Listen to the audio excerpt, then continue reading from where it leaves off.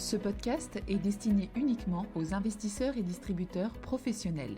Bonjour à tous. Cette semaine, nous allons faire un point sur la politique climatique américaine, notamment pour souligner les enjeux liés au grand plan d'infrastructure de l'administration Biden qui vont être très discutés dans les jours et semaines à venir. D'abord, rappelons les objectifs climatiques de l'administration Biden. Ils sont très ambitieux.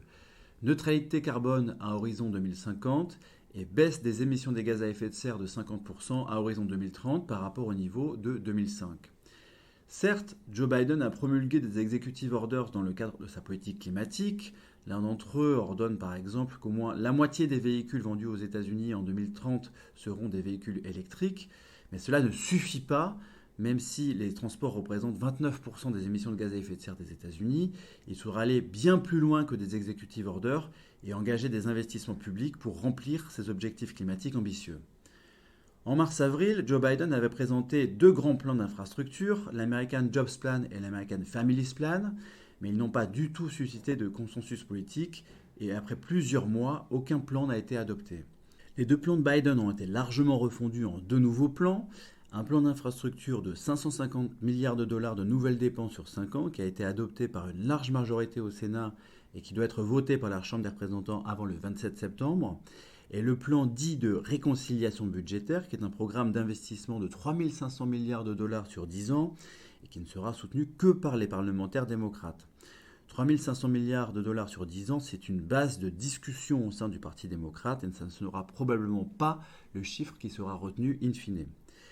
Le leader de la majorité démocrate du Sénat, Chuck Schumer, a expliqué très récemment que l'ensemble de ces deux plans d'infrastructure ferait baisser à eux seuls les émissions de gaz à effet de serre de 45% à horizon 2030 par rapport au niveau de 2005, alors que l'objectif de Biden est de les faire baisser de 50%.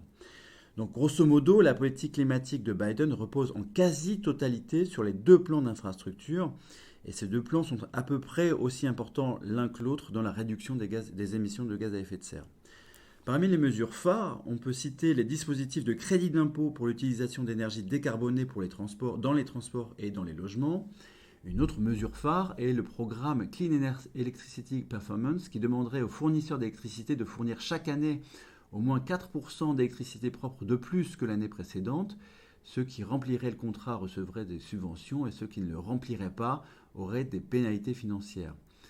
Ce programme s'inscrirait dans l'objectif de Biden de parvenir à une électricité 100% décarbonée d'ici 2035. Il constituerait évidemment un coup de pouce gigantesque à l'éolien et au solaire. D'ailleurs, le département de l'énergie a publié un rapport Solar Future Study qui souligne la baisse des coûts des technologies solaires et qui estime qu'il est concevable de parvenir à 40% de solaire dans la production d'électricité d'ici 2035, alors que cette part était en 2020 de seulement un peu plus de 2%. Bref, c'est particulièrement clair, les ambitions de Biden pour le climat sont gigantesques, mais le succès de la politique climatique dépendra très largement du passage des plans d'infrastructure. Merci et à la semaine prochaine. Communication promotionnelle non contractuelle. Les commentaires et analyses reflètent l'opinion de CPRAM sur les marchés et leur évolution en fonction des informations connues à ce jour. Du fait de leur simplification, les informations données dans ce podcast sont inévitablement partielles ou incomplètes.